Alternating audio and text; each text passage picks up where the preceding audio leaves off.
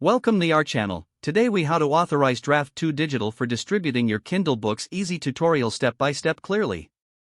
Begin by opening your web browser. Navigate to the Draft2Digital website. Log into your Draft2Digital account using your credentials. Once logged in, find the Settings option in the main dashboard. Click on Settings to access your account preferences. Look for the Distribution section within the settings. Locate the option for Amazon KDP integration. Click on the Authorize button next to the Amazon KDP option. A new window will pop up, prompting you to log into your Amazon KDP account. Enter your Amazon KDP login information and sign in. You will be directed to a page confirming that you want to authorize Draft2Digital. Confirm the authorization by clicking on the Allow or Authorize button.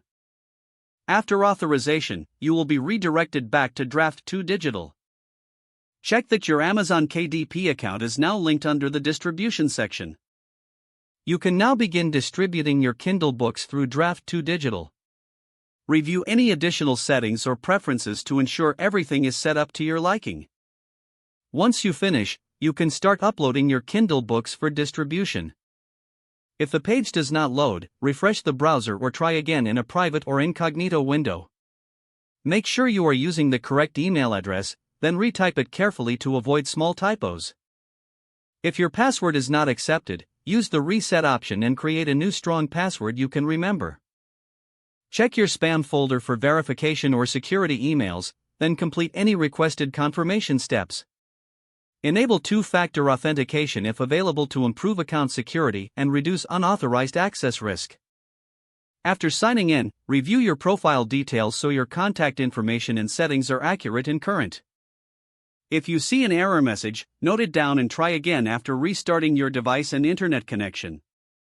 Log out when you finish, especially on shared devices, to keep your account and payment information secure. If the page does not load, refresh the browser or try again in a private or incognito window.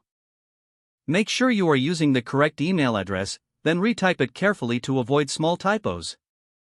If your password is not accepted, use the reset option and create a new strong password you can remember. Don't forget to like this video and subscribe to our channel for more step-by-step tech guides.